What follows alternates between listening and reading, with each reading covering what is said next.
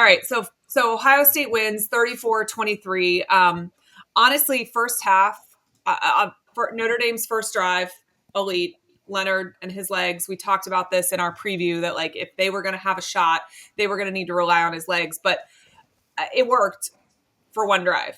Yeah, the way they did it felt like it wasn't sustainable. If he'd have had some, I thought earlier in the playoffs he used his legs more timely Yeah, he and had like not out of somewhat out of necessity, but it yeah, was more like 3rd and 7, and he goes out and picks up a big third down when he had dropped back to pass, like, yeah, or he had a play had broken down and he scrambled around. The way he was doing it, man, I was hurting on the couch just watching him have to get up, let alone him taking there hits was from a zero great like Ohio State defense. right. It was gonna work until he was dead, There essentially. was no, yeah, even on that last, he ended up scoring and being untouched, but the play before he scored, he got hit and was like down on the ground for a minute. Not like he Yeah. was going to go out, but you could tell like it was wearing on him. And credit to Ohio State. Like, if you're going to run him, we're going to beat the crap out of him. Uh-huh. It didn't feel sustainable. It was like, Yeah. okay, well, that was a great drive. It did what they needed to. It was 10 minutes. If your defense gets a stop, maybe you can do some other things. Unfortunately for them, they never got a stop. In Right. Ohio State's first 4 possessions, they scored 4 touchdowns. And so Yeah. it was effective. It was probably the right thing to do because their offense didn't really get going again until late.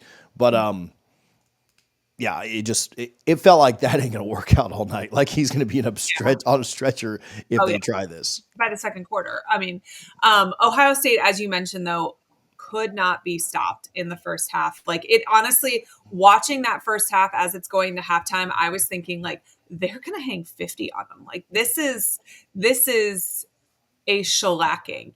And Notre Dame did kind of hang around a little bit the second half. Ohio State maybe played with them a little bit the second half, but this first half just felt they were unstoppable. You saw the difference in wide receiver talent. Yeah, and they played, I wouldn't say conservatively, but I think they knew that if they played the cleaner game, they Mm-hmm. were going to win. And Mm-hmm. so I know they had the turnover late on the really great play. I thought Emeka Ibuka had made a really good play to get downfield, and then the Notre Yeah. Dame guy made a really good play to get the strip. But outside of that, like they didn't take chances. There were no passes that were like, oh man, Will got away with that one. Right. So I Right. don't want to say they could play conservatively, but they just took what was there and they Yeah. were okay nickel and diamond. They were okay taking 5-7 yards of play. They converted, I think, like 6 or 7 of their first third downs. Like they were just unstoppable on third down, but they were always in third and short. They never had a long way to go. I think Right. they finished like 9 of 12 on third down, and they were 9 of 11. And the last one was where Riley Leonard just ran to the right, or I'm sorry, Will Howard just ran to the right, and they kicked the field goal for the win, to seal it. So they went 9 of 12, but essentially they went 9 of 11 on third down until Right. the last 30 seconds, and that was enough. Like that was if you give up 9 of 12 for a game, you're going to lose. And so yeah, they just took what was there. I wouldn't call it conservatively, but they played safely. They played like, hey, if we don't make a mistake, we're going to win this game. And Yeah. they didn't. They had the one fumble up a million. So it didn't, how much did it matter? And it was way deep in their, opponent's territory. Like Notre Dame got the fumble and still had to drive 70 plus yards. Right. So it's like, okay, well, yeah, that's like a punt. Yeah. Yeah. Um, I mean, it's the thing I think I find interesting about this game is that we had so much more football to get a one-sided game. Like I don't did we get the two best matchup?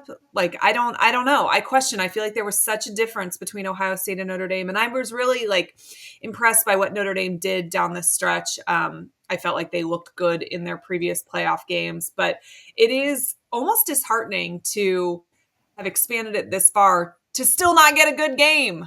yeah. Yeah. And would we have gotten a better game? Seeding. I try to think about that. Like, would we have gotten a better game if we had just done a 2-team, like the BCS? Well, we would have gotten Georgia and, Ohio, or Georgia and Oregon. And, maybe, but without Beck, maybe not. Maybe that would have been a blowout too. Would we have gotten a better game with a 4-team, right? So that would have been, depending on how they would have done it, if you'd have just done your top 4 teams like last year, Yeah. that would have been Penn State and Georgia on one side and Oregon and Texas on the other. Yeah. maybe you get a little bit better of a matchup there because Ohio State's just not in it. But if Yeah. you play Oregon Notre Dame, like you're probably still kind of or Oregon Penn State, you might kind of end up with the same result that you Yeah. got. So I don't know. I just think Ohio State was that much I better. so It would have been great if we could have gotten Ohio State Oregon in the national championship. I do think that would have been closer. Ohio State having put 3 games on film, that might have been a little more fun than, and it's saying that they got blown out too. So, they don't have a ton of leg to stand on, but I do think that them playing a little later might have been more fun. So maybe that's on seeding, but I I don't know. struggle with this because on the one hand, I think Ohio State was the most dominant team in the playoffs.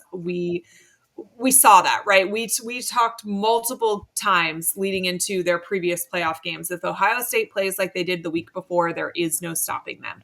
That is a sentence we have said many a times this postseason.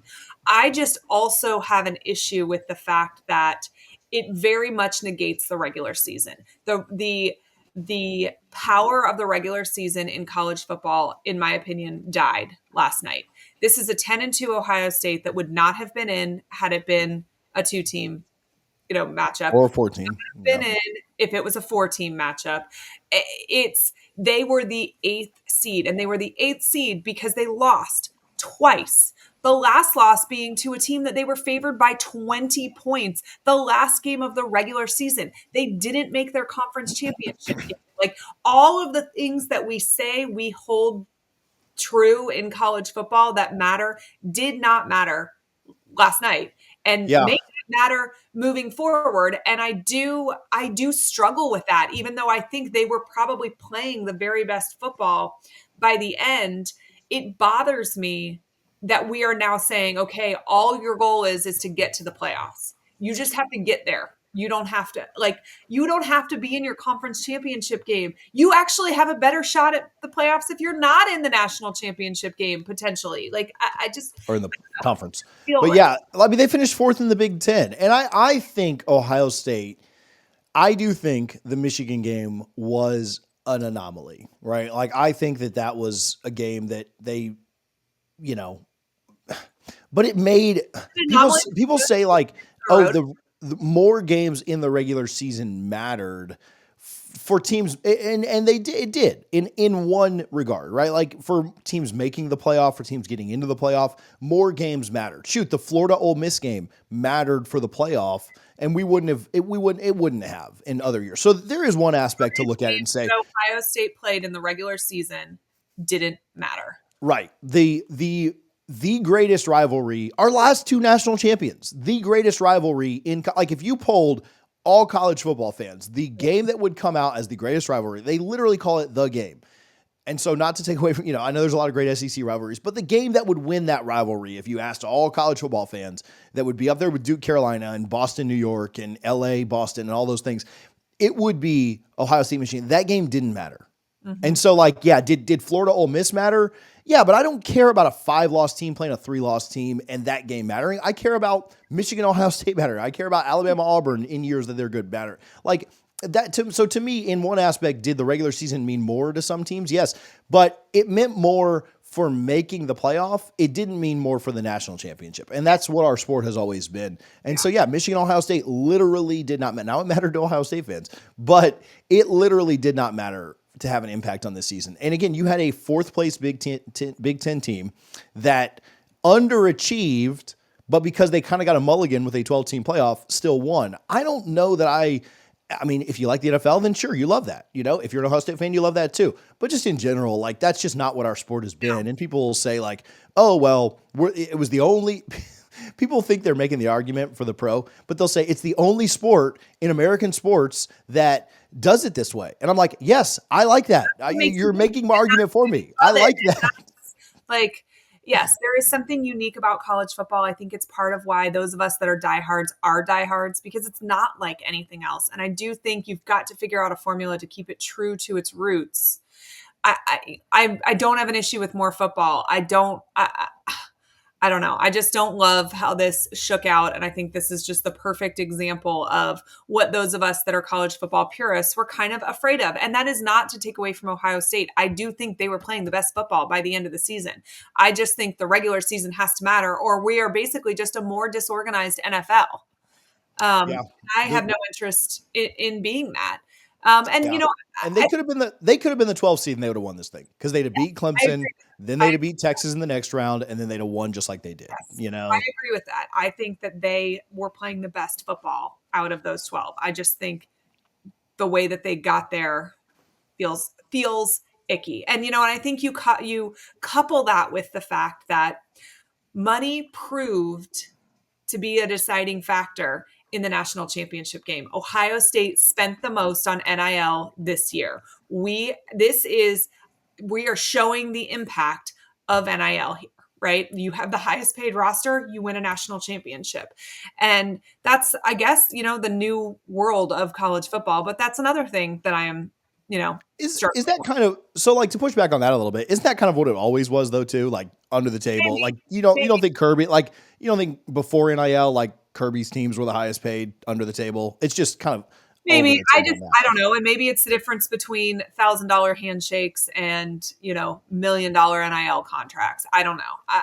I don't know. It just feels, I don't love this era of essentially free agency and mercenaries. And that feels very much, um, you know, this moment that we are in. These teams are here for the high, Some these teams are here for the highest paycheck. And I don't some feel like that was always the deciding factor. I agree with that in general. Some credit to Ohio State. They recruited a top 5 class the last And I think billion years. So that's they're not like Ole Miss yeah, put it together they're and making it. And correct. and to Notre Dame too. Like they're not I mean they both did fine in the Past class, portal though, high school class was signed with the largest NIL. But for I sure. agree. They have in general, and this They built it the right way. this is remains true to what we say about college football in general is that you have to finish consistently with top five, potentially top three classes to have a shot. Notre Dame sitting somewhere between 10 and 12th talent wise didn't even really look like they belonged on the same field as Ohio State like last night in a lot of this game. And that's an interesting thing because they have incredible coordinators, a great head coach, and they have about somewhere between 10 and 12 talent. And they cannot really compete with a team who has top three talent, a top coordinators, and top head coach. And that's kind of a lesson to the rest of college football. Like I think about Florida. Okay, Florida's in a situation where they probably have talent somewhere between 10th and 12th, right?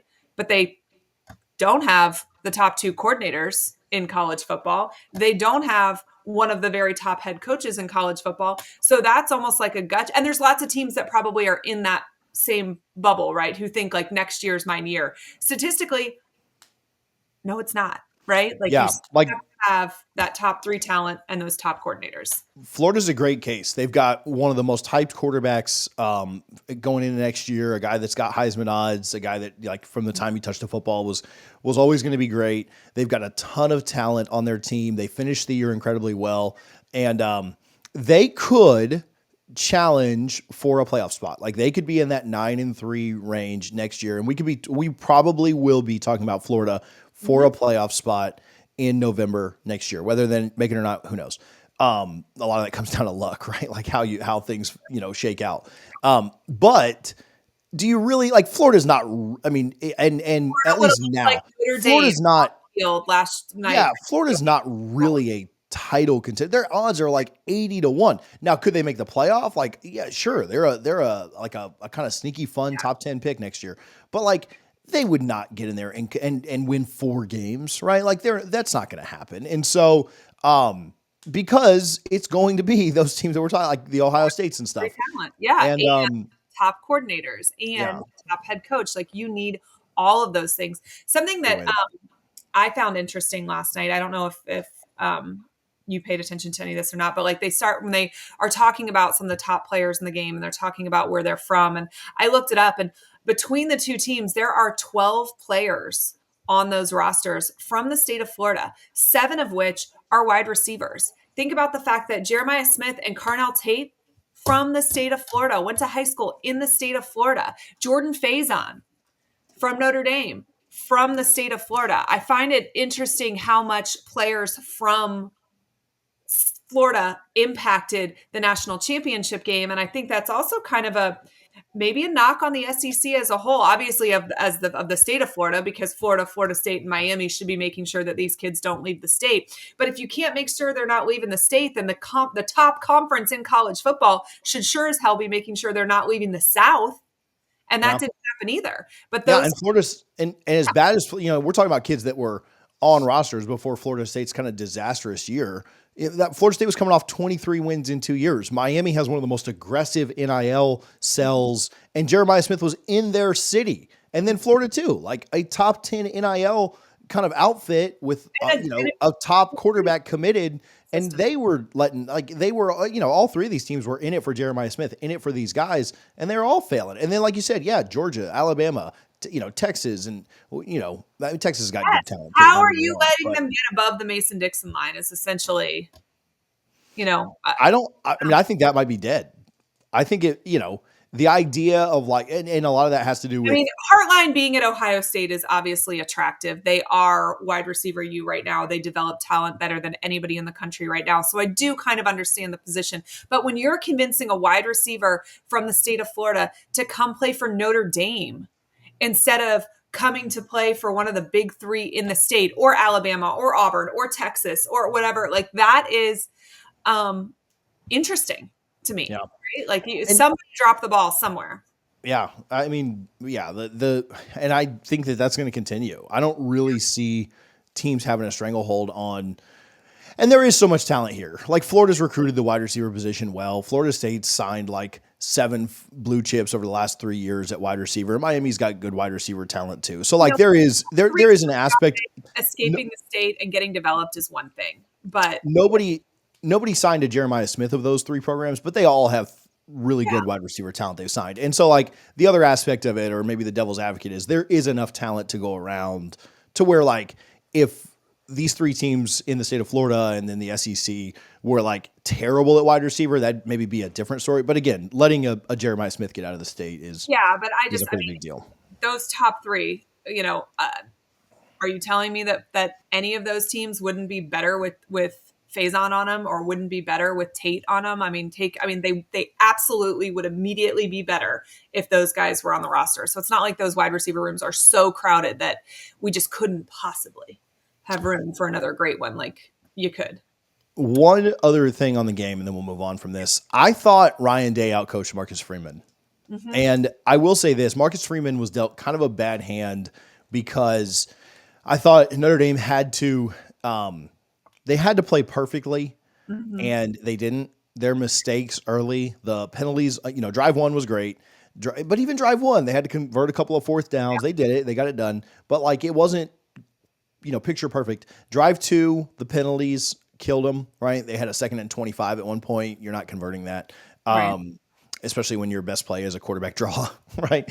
And drive 2, they had the fumble, and they didn't end up they ended up retaining that fumble. They might have been better off losing the ball there because it would have given Ohio State a short field, and then they'd have had time left at the end of the half. But the 2 mistakes put them behind the 8 ball. But I didn't love the fake punt decision. Yeah. I think that if you're gonna go for it, just go for it. You're down 21 points in a championship game. It was pretty obvious that they were faking it, and sure.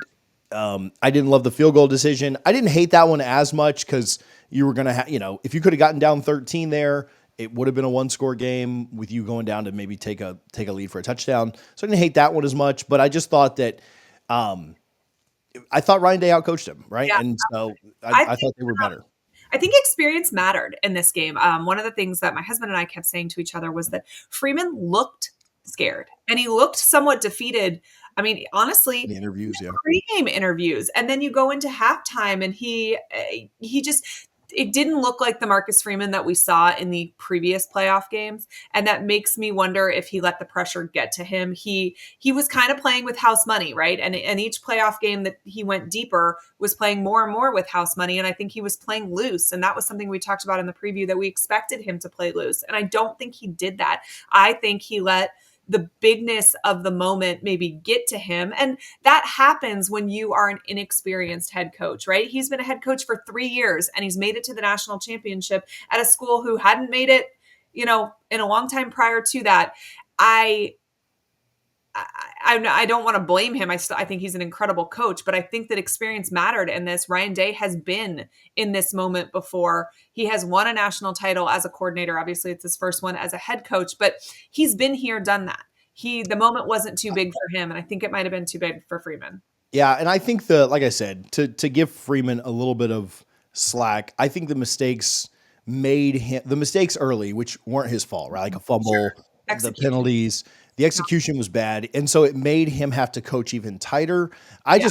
I wonder what would have happened had Notre Dame not had the mistakes they had early and just scored one more time in the first half. Like if they go down 21-7 in the first half, like we've got, or 21-14 instead of 21-7, with Ohio State getting the ball, right? Because then they score to open the half and make it 28-7. If they had just a little bit of more better execution, what would he have looked like? Because they were chasing. And so it's a little unfair to him too. I Yeah. do think that he I mean, he'll be back, right? I made think mistakes. he I like what he's building. I mean, I do too. they seem like a fun team. So Yeah. all right.